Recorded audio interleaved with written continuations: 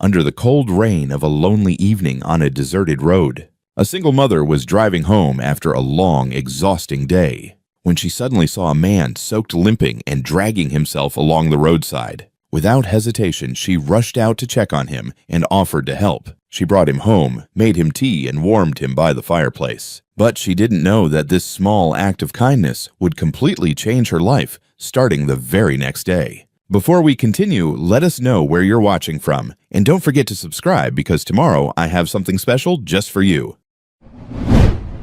It had been raining since late afternoon. Not a dramatic downpour, just a cold, steady curtain that fell without pause. The kind of rain that soaked you through the moment you stepped into it. Sarah Whitmore drove carefully along the winding two-lane stretch just outside Brayfield, Pennsylvania, squinting past the rhythm of the wipers and the low glow of the headlights reflecting off wet asphalt. It was nearly 8. Her shift at the bakery had run long again, second time this week, but she hadn't said a word. That was Sarah's way. Just help where help was needed and go home quietly. She was tired not in the fleeting sense of a long day, but a deep fatigue that lived behind her ribs. Her son Liam would be waiting at home with his book and a nightlight shaped like a fox, probably already dozing. Her thoughts were on that image, on the warmth of home and the faint hum of the heater when she saw him.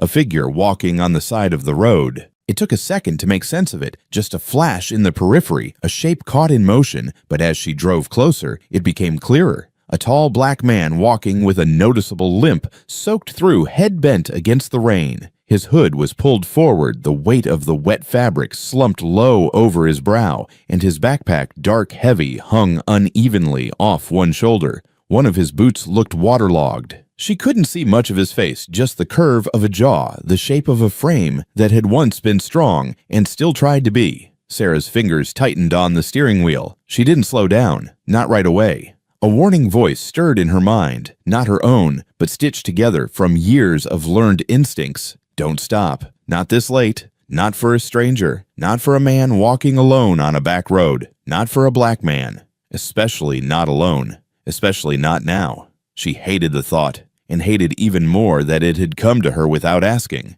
The truck kept moving. The wipers scraped back and forth. Her jaw clenched, her eyes locked on the empty road ahead. But behind her ribs, something pulled. She knew that look, the posture of someone carrying too much, the steps of someone with nowhere else to go. Her father's voice echoed in the silence. If nobody else stops, maybe it's because you're the one meant to. She passed him maybe 100 feet. Then her foot lifted off the gas. Her father had served. He rarely spoke about it, but he always slowed down if he saw someone broken down on the road, always carried a thermal blanket in the back seat. He'd say, "You never know what kind of war they've just come from." Sarah exhaled through her nose, sharp and short, and eased the truck onto the shoulder. Rain hammered against the roof. She reversed slowly, deliberately, until the figure came into view again, illuminated by her headlights, the mist rising off the pavement around him. She cracked her window halfway, letting in the cold and the scent of mud and gasoline. "Hey!" she called out, her voice calm, steady. "You okay out here?" The man stopped walking, but didn't look at her right away. He stayed still for a moment, the rain pattering off his hood and jacket. Then he turned slightly, just enough for the dim light to catch the side of his face. He was younger than she expected, maybe early 30s, but there was something about the way he held himself that made him seem older. A scar ran down the right side of his face, long and raised from temple to jawline. His eyes were sharp but cautious. He stepped closer, slowly, deliberately. "I'm not looking for trouble," he said. His voice was low, a little hoarse, but controlled. Sarah looked at him, really looked, and answered without hesitation, "I didn't say you were." For a second, neither of them moved. Rain spilled off the edge of her window. Then, without another word, she reached across the seat and unlocked the passenger side. "I can drop you near the old base road if that's where you're headed." He didn't answer immediately. Instead, he scanned the interior of the truck. Not suspicious, just calculating, measuring risk. That kind of vigilance wasn't something you turned off after living through combat or worse. After a moment, he nodded once. "Yeah, thanks." He climbed in carefully, one hand on the dashboard for balance. Sarah noticed the slight wince as he sat down, the way he shifted to take weight off his right leg. His jacket, though soaked, bore a faded patch, an old army insignia barely visible under the wet fabric. He smelled of rain, old canvas, and something metallic, like worn blood or rusted steel. She put the truck back in gear and merged onto the road. The wipers groaned. "You served?" she asked, keeping her tone even. "Yeah," he replied after a pause. "Discharged 2 weeks ago." Honorable, that earned a tired smirk. Only kind they'd let me leave with. They drove in silence for a while. No music, no chatter. Just the steady beat of rain on glass and the occasional squelch of wet tires rolling over blacktop. Sarah glanced at him during a red light. His hair was cropped close. His skin, even beneath the low light, was worn by sun and time. That scar caught the dash light like it was carved there on purpose. His shoulders were broad, but there was tension in the way he held them, as if always prepared for the next insult, the next assumption, the next door to stay shut. "You from this area?" "I'm just passing through, trying to get to Wilton." "That's a long walk, 20 miles at least." He shrugged with one shoulder. "Didn't have many options." "What about the VA?" He chuckled, no joy in it. "They helped me get out. That's about it. They passed the old turnoff. The sign was rusted halfway through." Sarah slowed and glanced toward the gate, locked now overgrown. "I can let you off here, but do you have somewhere to stay tonight?" He didn't answer, just stared ahead. She tried again, softer this time. "Do you have somewhere dry?" He turned toward her then, and she saw it, just a flicker, but it was there. Not vulnerability. Not even need, just a kind of exhausted honesty. "No, I don't." Sarah nodded once quietly. "I have a couch." He didn't respond right away, just blinked once and said, finally, "Thank you." The drive back to Sarah's house didn't take long, but it felt longer than usual. The truck's heater, though working, could barely keep up with the chill that crept in through the vents. The air between them was quiet, not tense exactly, but careful. The kind of quiet that asked for space and patience. Terrence sat with his back mostly straight, his hands resting in his lap, fingers loosely laced together. He didn't fidget or tap his foot. He didn't lean back or slouch. He held himself with a calm that didn't feel relaxed. It felt trained. Sarah kept glancing his way when they stopped at signs or turned corners, noticing the way his eyes didn't rest. He scanned slowly, always checking the mirrors, the dashboard, the road ahead. She didn't ask him more questions. Something about him made it clear that he would answer if asked, but only what was necessary, and she wasn't sure she needed to know anything else right now. When they pulled into the gravel driveway, the porch light flickered twice before settling into a soft amber glow. Sarah parked the truck and cut the engine. The sound of the rain became louder, more present, without the engine's hum to mask it. She reached over, grabbing her reusable grocery tote from the floor of the passenger seat and slinging it over her shoulder. "You can come inside," she said, her voice even. "Just for tonight. I've got a couch." Terrence looked at her for a long moment, his expression unreadable, then gave a slight nod. "Appreciate it." She led the way up the porch steps, keys and hand boots squishing quietly against the wet wood. When she unlocked the front door, the warm smell of cinnamon and old pine wood drifted out. She stepped inside first, flicked on the hallway light, then moved toward the small kitchen, flipping one more switch that lit the main room in a soft yellow hue. The space wasn't large, just an open kitchen, a worn-in couch facing a bookshelf, and a small TV, a coffee table with Liam's coloring books scattered underneath. She didn't apologize for the mess. She rarely had time to tidy after work, and tonight wasn't the kind of night for pretending things were more put together than they were. Terrence stepped inside and paused just for a second. Then he set his backpack down gently near the wall, slipped off his wet boots, and stood quietly, his posture still guarded but no longer rigid. Sarah opened a cabinet and grabbed a towel, holding it out toward him without fanfare. "Dry off a bit.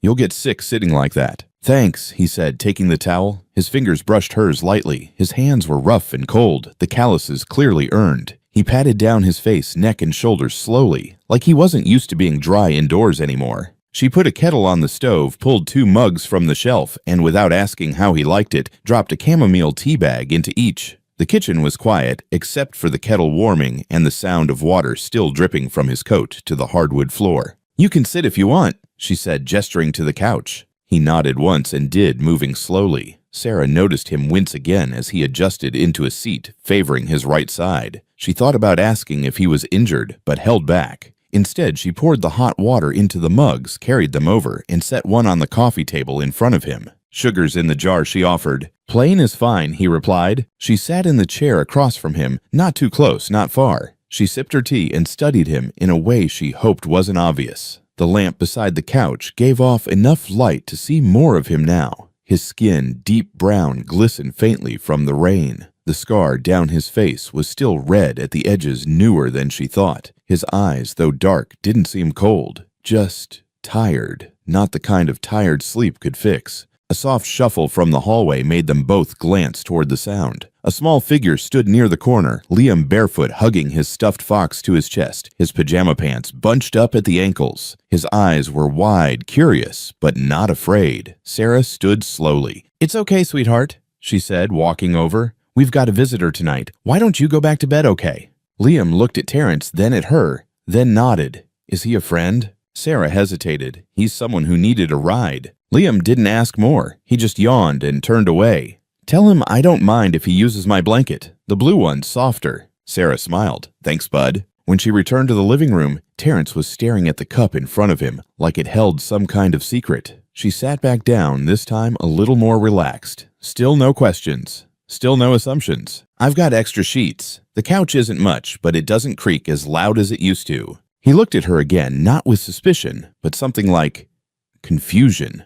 Or maybe disbelief. "You don't have to do this. I know. I don't have anything to give you. I didn't ask for anything." He looked down, then picked up the mug, holding it with both hands like it was grounding him. You'd be surprised how many people say they're not judging.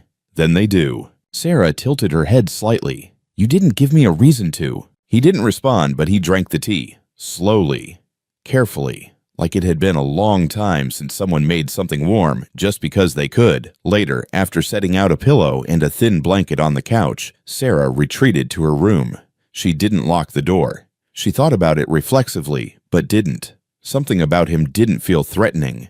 It felt unsettled, yes, but not dangerous. She lay in bed, staring at the ceiling, listening to the quiet. No creaking, no shifting, just rain outside and the faint ticking of the old kitchen clock. When morning came, it wasn't the sound of movement or a closing door that woke her. It was the stillness. She walked into the kitchen to start the coffee and stopped. The couch was empty. The pillow and blanket were folded neatly. The towel he'd used was dry, hung carefully over the back of the chair. But what caught her eye, what made her freeze mid-step, was what lay beside the sink. A small worn medal. The purple ribbon faded the metal cool against the counter. A purple heart. Sarah's breath caught. She didn't touch it. Not at first. She stared at it as if it were something sacred. Not because of what it was, but because of what it meant that the man who had sat here in silence with his scars and his silence and his heavy backpack had seen real battle, real pain, and he had left this behind. Eventually, she picked it up, gently wrapping it in a clean dishcloth and placing it inside the second drawer near the fridge. She didn't know why. She just knew she couldn't leave it out.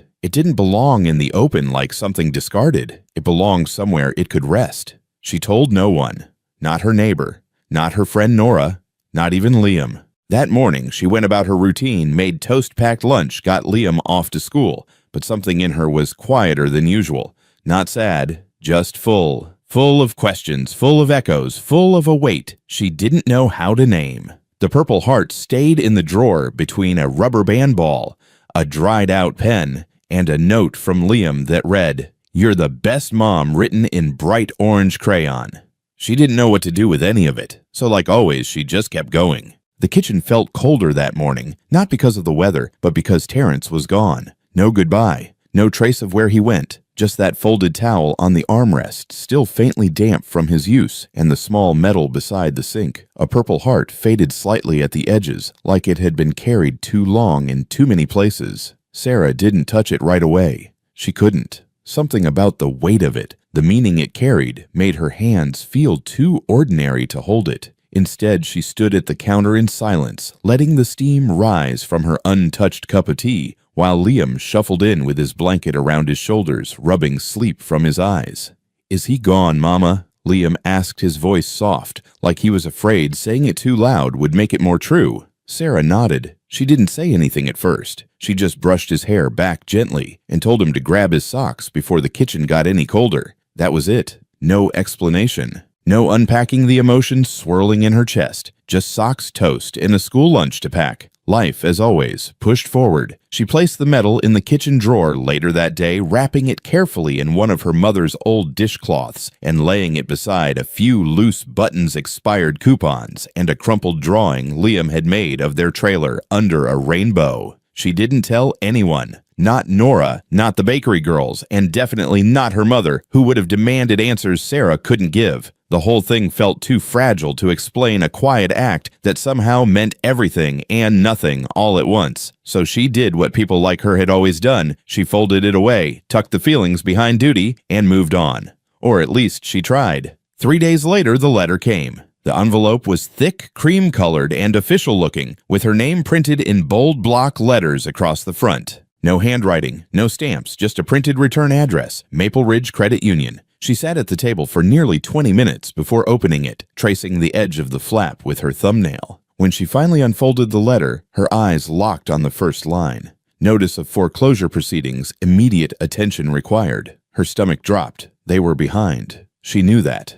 Ever since the bakery cut back her hours, she'd been scraping by baking cakes for neighbors late at night, selling her mother's old jewelry piece by piece, even canceling the internet twice, until Liam's teacher called to say he needed it for schoolwork. But she thought they had more time. She thought maybe the next paycheck would be enough. Maybe the loan officer would be kind. Maybe they wouldn't actually follow through. But banks didn't run on kindness. They ran on dates and digits and deadlines. Sarah read the letter twice, then a third time. 30 days. That's how long she had until the home her father built with its patched roof and leaning shed and garden Liam planted sunflowers in every spring would be listed, auctioned, and gone. She didn't cry. Not then. Instead, she took the letter, folded it with shaking hands, and placed it beside the wrapped purple heart in the drawer. Then she went to work. At the bakery, no one noticed the weight she carried. Sarah still wore the same soft smile, still poured coffee into the same chipped mugs, still asked Officer Jim if he wanted extra cinnamon. She still teased Nora about her ridiculous blind dates and offered the regulars a warm croissant with their pie. She was the same dependable Sarah Bennett, the one who didn't ask for help, who always showed up, who never let anything show. But inside, she was fraying. The late nights were stretching longer, the bills piling higher. She'd begun measuring time not in days, but in overdue notices. And every night when Liam fell asleep holding his stuffed raccoon, she would sit in the kitchen staring at the towel Terrence had folded and wondering what kind of man leaves behind a medal like that and why she couldn't stop thinking about him. One evening, as she wiped down the counters for the third time in 10 minutes, Nora finally set down her mop and leaned against the doorway. "All right, what is it?" she said. Sarah looked up. "What do you mean?" "I mean, you forgot snack day. You gave Officer Jim plain coffee, and you haven't rolled your eyes at my dating life all week. Something's off. Spill it." There was a beat of silence. Then Sarah did. Not everything, not the full story, but enough. She told Nora about the man on the road, the storm, the couch, the medal. She didn't mention the race thing directly, though she didn't have to. Nora, sharp as ever, understood. She told her about the letter, the foreclosure, the looming sense that everything she'd tried to build was slipping out from under her feet. Nora didn't interrupt. She didn't gasp or lecture or ask why Sarah hadn't said anything sooner. She just leaned back and said simply, "That sucks." It was the most honest thing anyone had said to her in weeks. Sarah let out a laugh, a short, exhausted sound that cracked at the edges. "Yeah," she whispered, "it really does."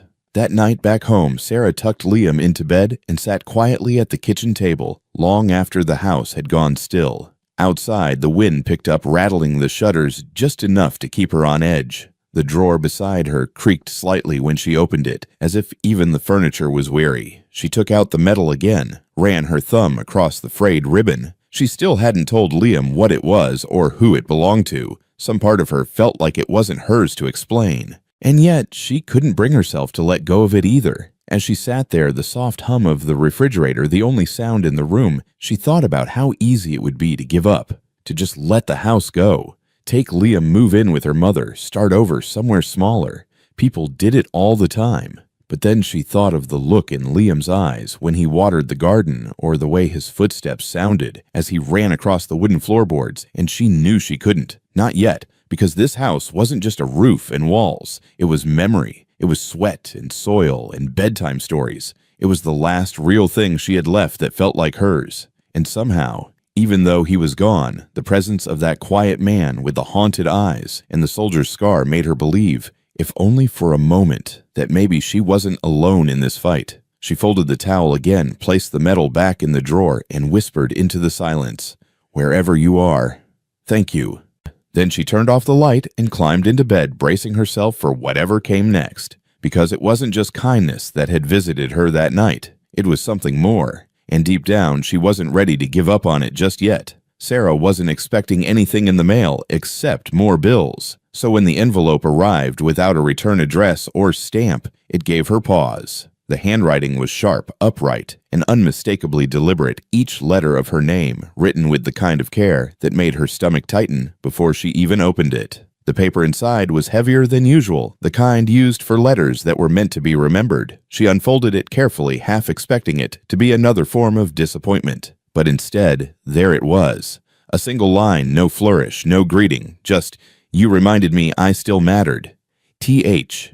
She read it once, then again. Her hands didn't tremble, but her breath caught quiet and sudden. There was no question in her mind who had written it. The man who had said so little, who had disappeared without a word, had found a way to say more in one sentence than some people did in a lifetime. She held the paper in her hand like it was fragile, then folded it just once and placed it beside the purple heart in the drawer underneath the old dish towel. For a moment, that simple act steadied her. It told her that what she had done, what she had chosen to do that night, had mattered to someone. And in a world where her kindness had started to feel like a liability, that mattered more than she could admit out loud. But the comfort didn't last.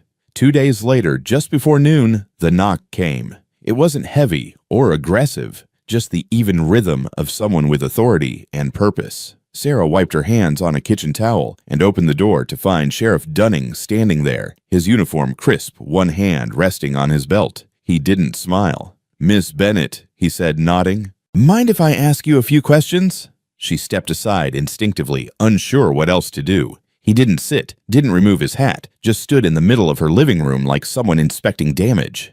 "Had a few folks call about a man seen leaving your place a week back. Big guy, black, walked with a limp.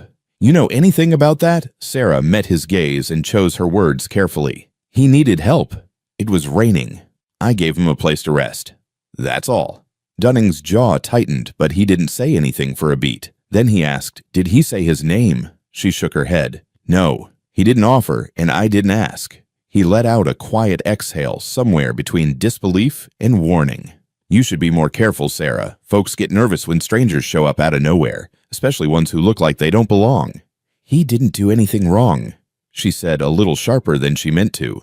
Dunning raised his eyebrows. "I didn't say he did. But in times like these, people make assumptions. Don't give them a reason to." He left without incident, but the silence he left behind clung to her walls like smoke. That evening, when Liam came home and asked if someone had been by, she said it was just the sheriff checking on things. He nodded and moved on.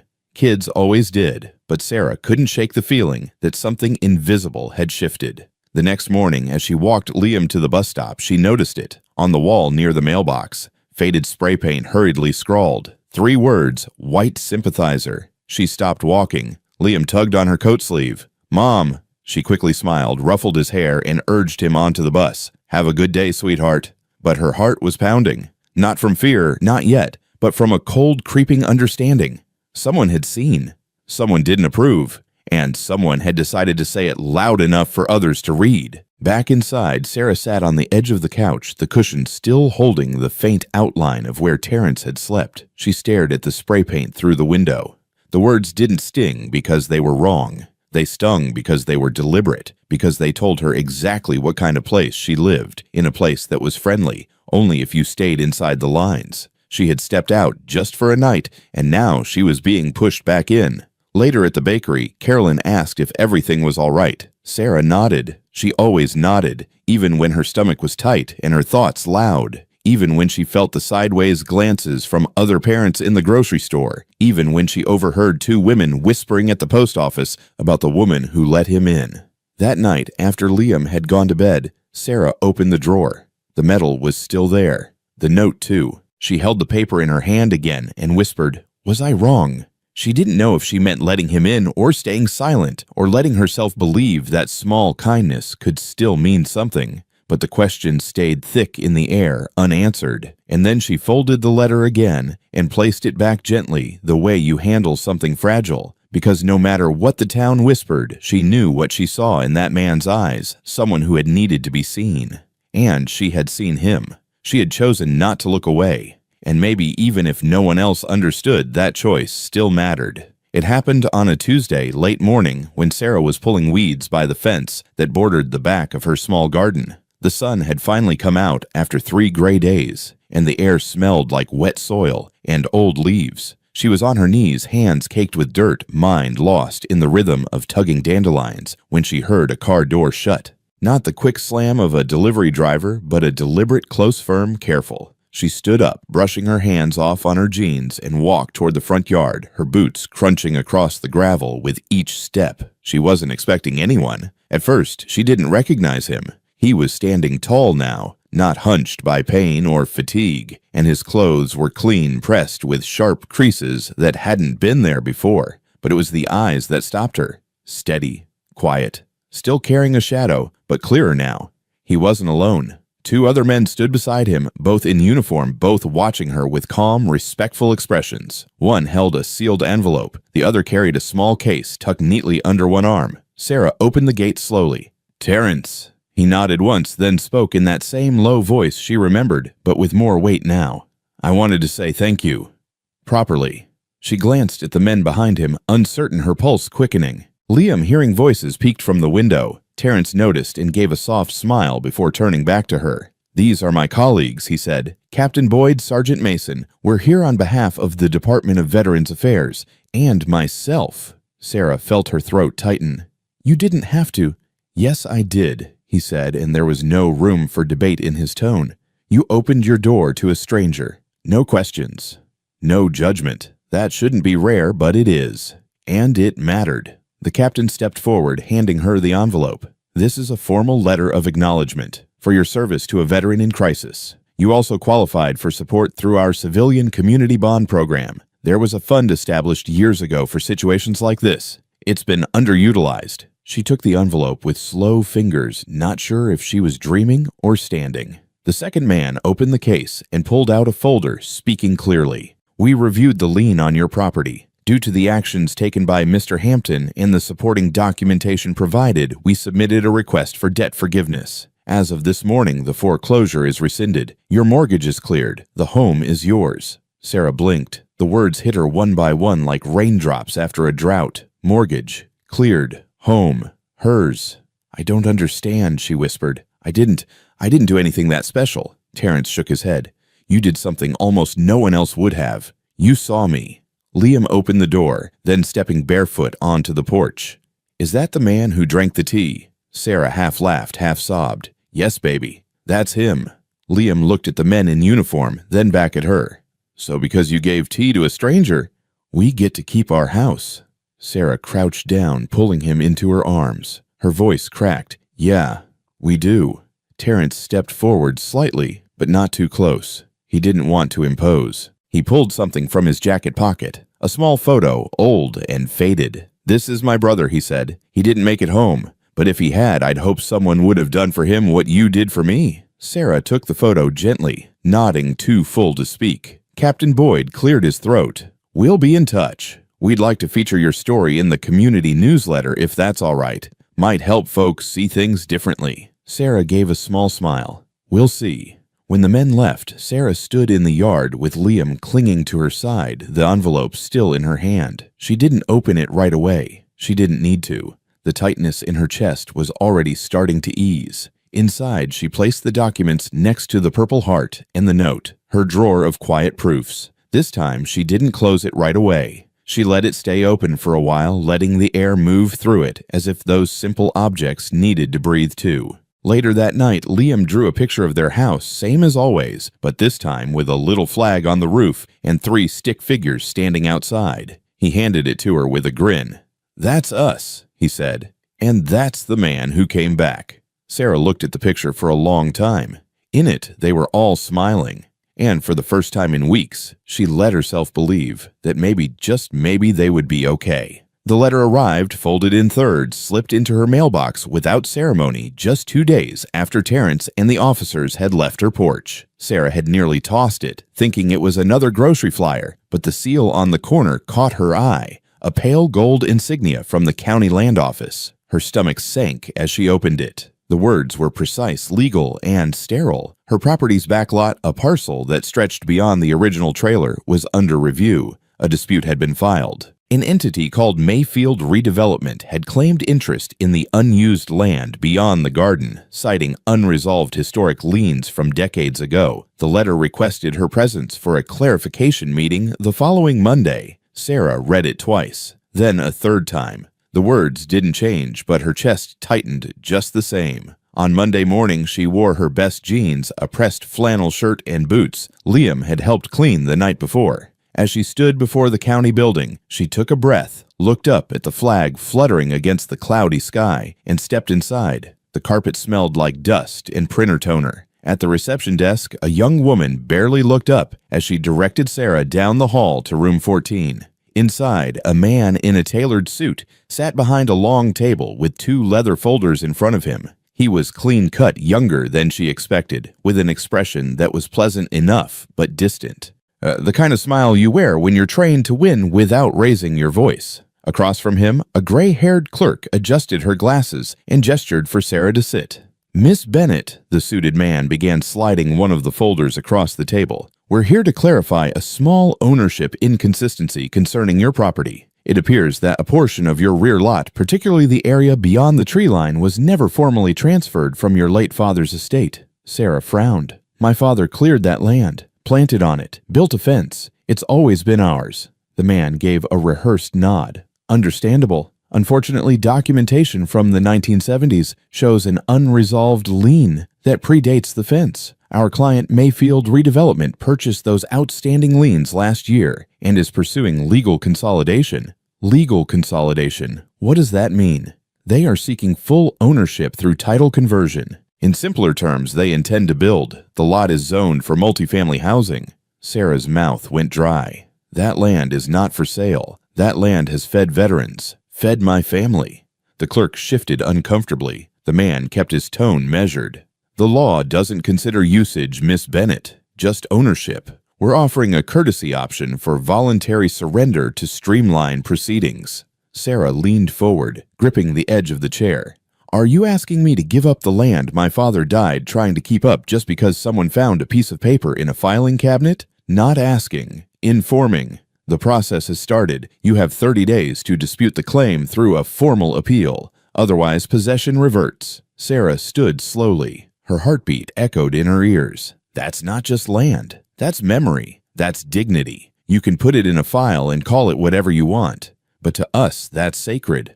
The man didn't flinch. "Sacred doesn't hold up in court, Miss Bennett. It's not protected community land, just dirt." Her chest burned. She turned and left without another word. Outside, the air felt heavier than before. Her boots scuffed the steps on the way down, and she noticed for the first time just how cracked the pavement around the county office was, like the ground had been forgotten too. She sat in her truck for 10 minutes before driving home. She didn't turn the radio on. She didn't cry.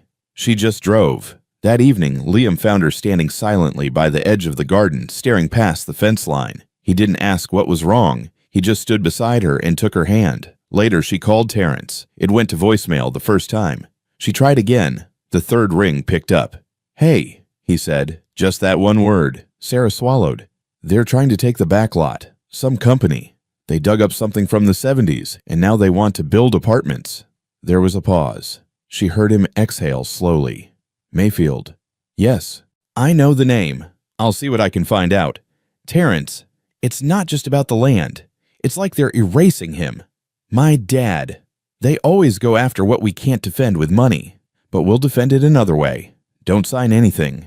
She nodded even though he couldn't see her. "I won't." After the call, Sarah opened the drawer where she kept the medal and the note. She added the letter from the county office to the stack. It didn't belong, but it was part of the same fight now. A different kind of battle, no guns, no uniforms, but just as ruthless. The garden, still charred from a previous frost, looked weary in the moonlight, but Sarah stood straighter now. If they wanted a fight on paper, she would give them one. Theirs might come with lawyers and contracts. Hers would come with memory, and with the people she had helped, who just might be ready to stand with her when the time came. It was just past midnight when Sarah awoke to a strange flicker casting long shadows across the ceiling. At first, she thought it was the porch light, or perhaps a car turning around in the driveway. But when she sat up, her breath caught. An orange glow was pulsing through the window blinds, rhythmic and too alive to be anything but fire. She flung off the covers, her bare feet slapping the cold floor as she rushed to the window. The house behind the tree line, an old abandoned structure Sarah remembered from her childhood, long since left to rot, was ablaze. The flames licked upward with a terrifying hunger, dancing along the collapsing frame, spitting sparks into the wind. But it wasn't just that house. Her garden, the back lot where she had stood just hours earlier, still stewing over Mayfield's letter, was catching. She stumbled into Liam's room.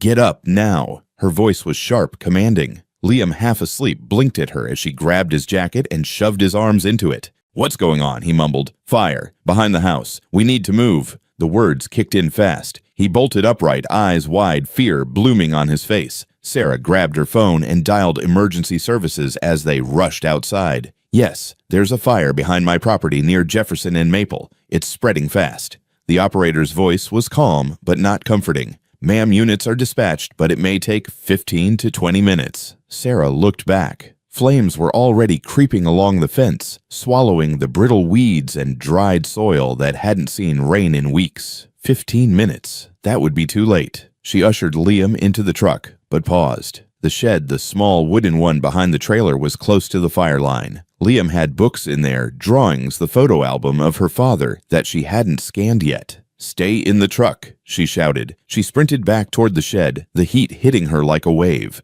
But halfway there, she heard tires screech. A dark SUV pulled up, doors slammed, and then out of the smoke she heard a familiar voice. Sarah Terrence. She turned just as he and two other men, both in heavy-duty jackets, emerged with fire extinguishers. One of them, tall and broad, yanked open the truck door and pulled a small bag from the back. The other shouted, "Where's the hydrant?" Sarah pointed. "Corner of the lot." They moved like they had trained for this, which she later learned they had. Jonas had been a firefighter before enlisting. Reed was a mechanic who had fought brush fires in the Arizona reserves. And Terrence, he was the one who went straight for the flames. He saw the path of the fire and didn't hesitate. He tore open the hose line they carried and began dousing the base near the garden, choking it at the root before it could crawl toward the shed. The smoke stung everyone's eyes. Sarah coughed violently, clutching Liam to her side as they watched. And then it happened. A crack, loud and sharp. A tree limb, dry and aged, snapped and crashed down near the shed. Liam shrieked. Sarah froze. The heat surged forward as if angry they had resisted. For a heartbeat, everything blurred in panic. And then Terrence was there, scooping Liam up, shielding the boy with his own jacket. Sarah ran toward them, tears mixing with ash on her cheeks. "I told you to stay in the truck," she cried, hugging Liam tightly. Terrence handed him off, chest heaving. "He went after his sketchbook," he said, voice rough but steady. "Got it, by the way." They both looked down. Liam's hands clutched the frayed edge of a brown notebook. He sniffled. "It has Grandpa's picture in it." Jonas and Reed were still spraying, beating the remaining flames back with rakes and shovels they'd found in Sarah's shed. After what felt like forever, the orange receded to gray. The sirens finally came, their lights cutting through the haze like distant thunder. But the worst of it was already over. One firefighter approached Sarah. "You're lucky someone acted when they did. That wind would have carried the fire straight through the whole street." She looked at Terrence, who had collapsed onto the porch step, sweat glistening on his brow, his hands shaking slightly from adrenaline. Sarah knelt beside him. "How did you know?" he exhaled. Jonas had a feeling. "We were just driving around clearing our heads. Saw the glow before we even hit your street. Didn't think. Just drove in." Reed nodded. "Besides, you gave him a couch once. Seems like the least we could do." The firefighters worked around them, securing the perimeter, noting damage, asking procedural questions. But the emotional weight of what just happened settled silently. The garden was half gone. Charred earth, twisted fencing. The shed barely survived, but the house stood. And Liam was alive. Later that morning, when the sun had finally risen, neighbors came. First one, then two. Then 5. Some offered coffee. Others stood awkwardly unsure of what to say. One woman, Mrs. Clifton from across the street, spoke up. "I saw what he did." Everyone turned. She pointed at Terrence. "He ran in. Didn't stop. Saved that boy like he was his own." There were nods. A murmur. No applause. But something changed, not just for Sarah, for everyone watching. The man they had once whispered about, avoided, judged. Tonight he had run toward the flames, not because he had to, because it was the right thing to do. And slowly, as the smoke lifted, so did the weight of prejudice. They didn't forget what they had assumed, but now they had seen something else. And seeing changes everything. In the aftermath of the fire, something shifted. It wasn't just in the charred earth or the smoke-stained siding of Sarah's trailer. It was in the way neighbors began to look at her again, not with suspicion, but with something softer, something closer to recognition. The man they had once whispered about had run into the fire for a child who wasn't his. And not just any child, but a white boy, the son of a woman no one had dared to stand with days before. The story traveled not in headlines or police reports, but in porch conversations, in quiet phone calls, and sideways glances over backyard fences. But the fight wasn't over. The flames may have spared her home, but they hadn't burned away the threats written in ink. A letter arrived 2 days later, this one stamped official and wrapped in legal terminology Sarah barely understood. It reaffirmed the intent to reclaim the back portion of her lot. The language was colder this time, stripped of any pretense. The message was simple. That land was no longer protected. It was just real estate now. Sarah stood on the edge of the property that evening, staring at the blackened soil where her father used to plant tomatoes. The ash crunched beneath her boots. She held the paper in one hand, her other resting on the fence post, the smell of smoke still clinging to the air like a warning. She didn't cry this time. She didn't have it in her. She just stood there, tired, defiant, and unsure what to do next. Terrence pulled up just as the sun began to dip behind the trees. He didn't say anything at first, just walked over and stood beside her, his presence quiet and solid. "They're still coming after it," she said, not turning. I figured he replied, then added, "Let me make a call." Sarah looked at him. "To who? The mayor, the governor, because unless one of them owes you a favor." "Not the governor," Terrence said, pulling his phone from his pocket. "But I know someone who knows how to pull threads when things don't smell right." The next morning, a black sedan pulled into her drive. A tall woman in her early 50s stepped out dressed not like a politician, but like someone who had spent more time in courtrooms than boardrooms. She introduced herself simply, "Valerie Knox. I do legal advocacy for veterans and federal land disputes." Terrence called in a favor. Sarah led her inside, unsure how much to hope for. Valerie laid out her laptop, scanned the documents, and frowned almost immediately. "This acquisition order is weak," she said, "and it was rushed." Sarah blinked. "Is that bad for me?" Valerie shook her head. "No, bad for them."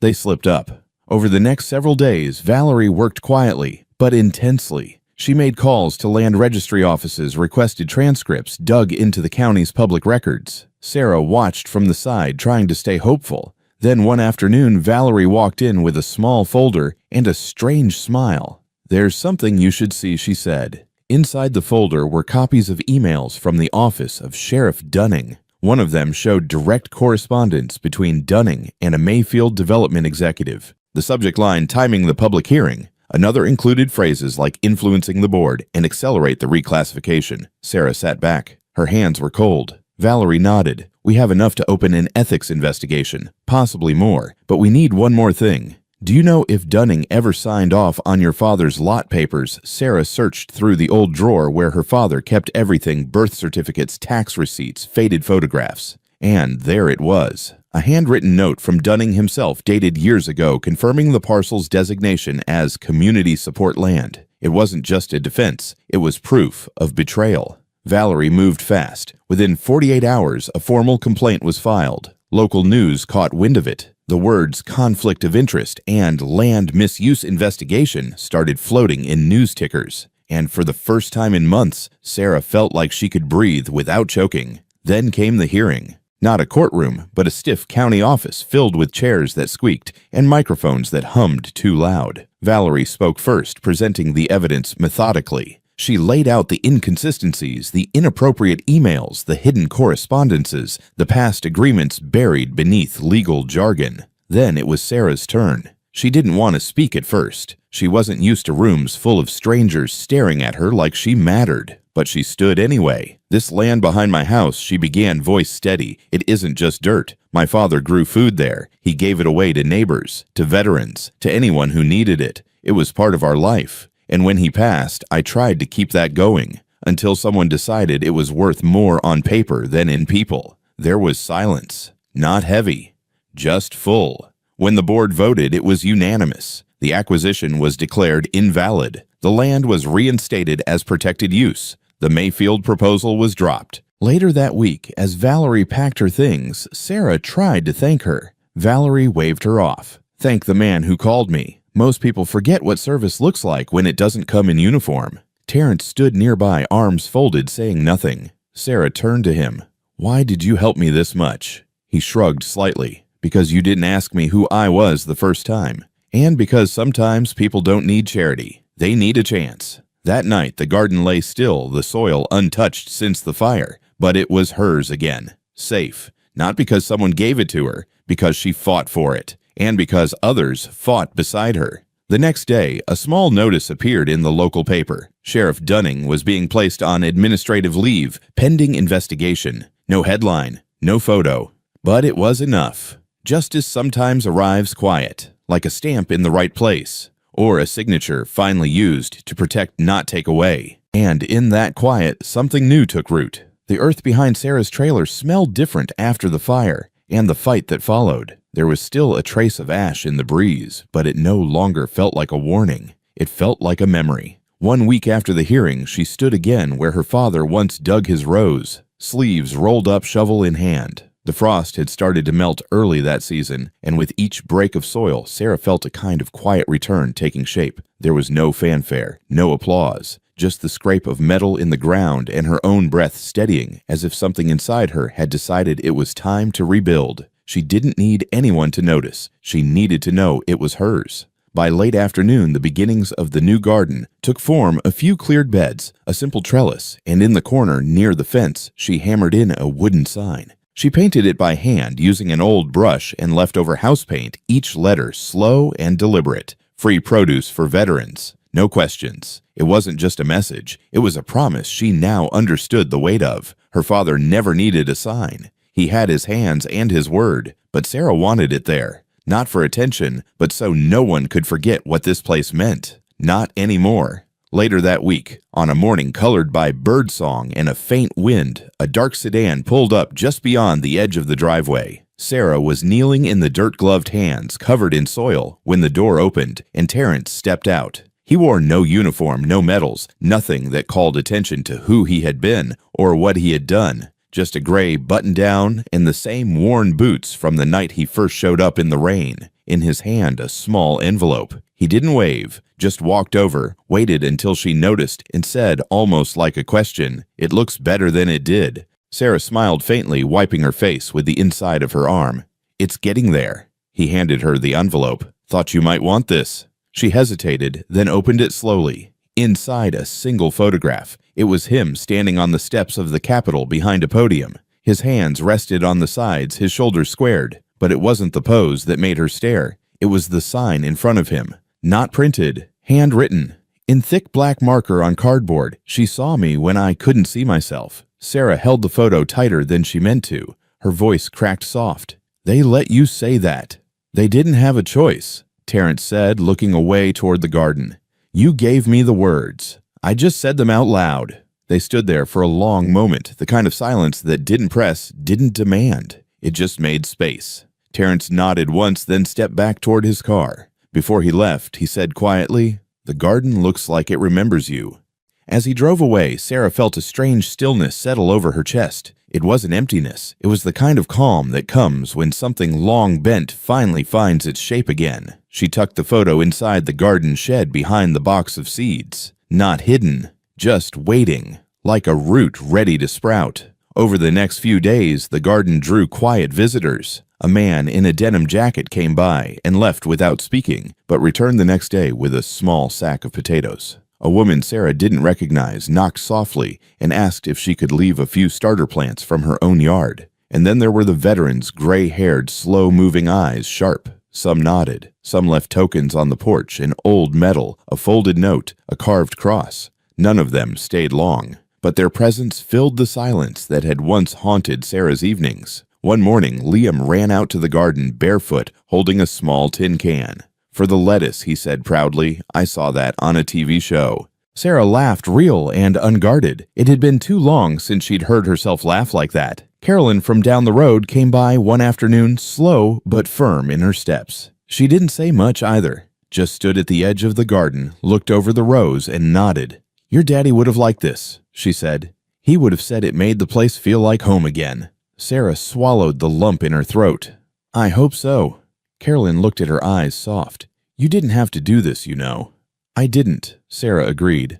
But it felt like something that should stay. Carolyn placed a hand on her shoulder briefly. Some things are worth keeping. That night, Sarah sat on the porch with Liam beside her legs swinging off the edge. The stars had begun to prick the sky. The wind had that cool bite of early spring. Liam leaned his head on her shoulder and asked, not with worry, but with genuine curiosity, Why do people keep coming here, Mom? They just look around and then leave. She thought for a moment, then said, Because sometimes people don't know if they matter. And when they come here, something about this place reminds them that they do. Liam was quiet. Then he asked, Did someone remind you? Sarah smiled. Yes, in the rain. One night I didn't expect. He nodded content, and after a while he went back inside. But Sarah stayed. Her eyes drifted over the rows, over the trellis, the fresh soil, the little wooden sign catching moonlight. No plaque, no speeches, no credit. Just seeds planted and grown. Just a space where someone might be seen. Fan 10, the keepers of the fire.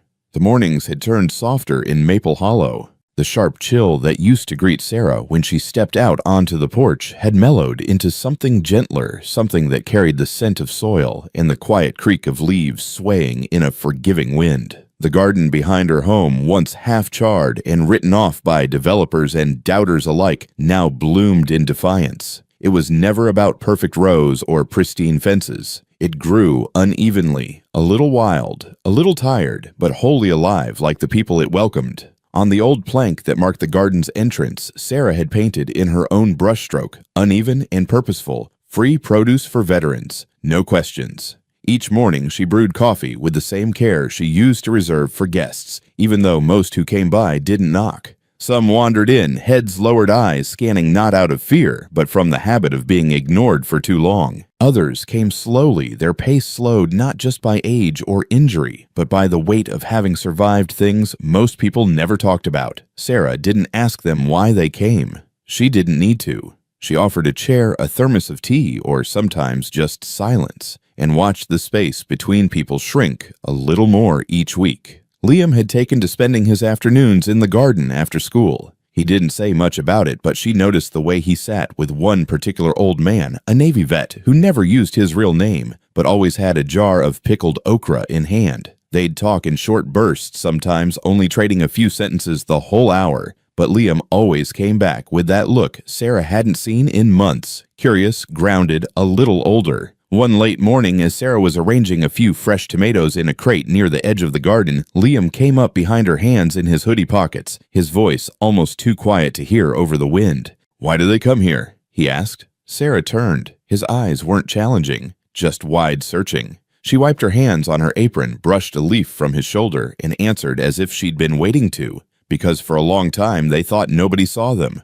Not really, but now they know someone does. Liam tilted his head. You mean you? She smiled gently.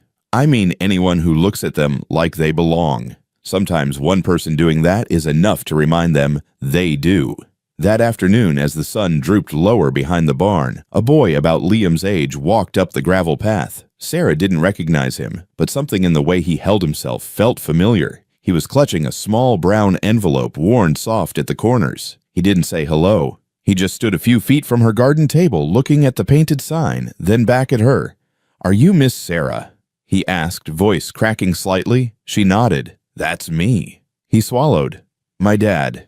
He came here once. You gave him a basket and didn't ask anything. Sarah nodded again, slower this time. She remembered the man. Rough beard eyes, too tired for someone his age. Said nothing but took the tomatoes like they were something sacred. He doesn't smile a lot, the boy said, pressing the envelope into her hand. But he did after that. He said this place helped. Sarah felt the air shift heavier now. She opened the envelope carefully. Inside was a photo printed from a home printer, faded at the edges. The man was standing in his kitchen, holding up a small jar of canned green beans like it was a trophy. He was smiling. wide, honest. He said to tell you thank you, that you reminded him he's not just someone people pass by. Sarah didn't speak. Couldn't. Her throat tightened as she looked at the picture again. Then she looked at the boy and saw his father in his posture, in the guarded hope in his face. She reached into the produce crate, pulled out a ripe pear, and handed it to him. For him, she said softly.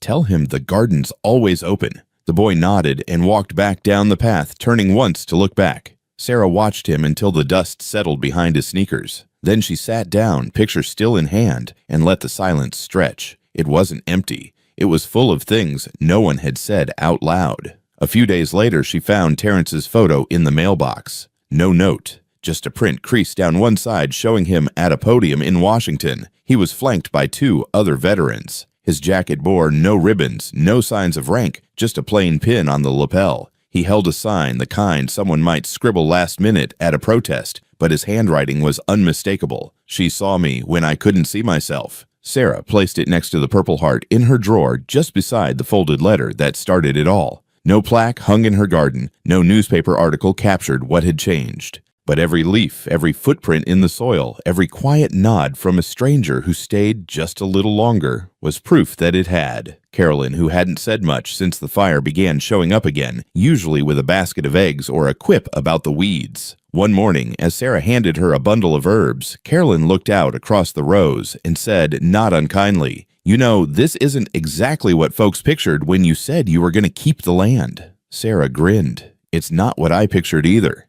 Carolyn looked back at her eyes softening. "But it works." And it did. Not just as a garden, but as something deeper. A place where pain wasn't asked to prove itself, where stories could exist without needing to be told, and where goodness was measured not in words, but in return visits and gentle hands. Years later, long after Liam had grown taller than Sarah, and long after the painted sign had to be redone from sun and time, the garden remained. People still came. Some old, some new, some with limp steps, some in quiet pairs, some with burdens only their silence explained. But they came, because somewhere along the way, a woman in the rain had made a choice not to look away. And that choice lit a fire that hadn't gone out. Sarah never called herself anything, not a hero, not a leader. She just kept showing up, putting seeds in soil even when storms were forecasted, offering a seat even when her knees ached, smiling even when her heart was heavy. One day, a little girl pressed a dandelion into her palm and said, "My grandpa said you make people feel real again." Sarah looked down at the yellow fluff, then up at the child, and answered, "Sometimes all it takes is to be seen."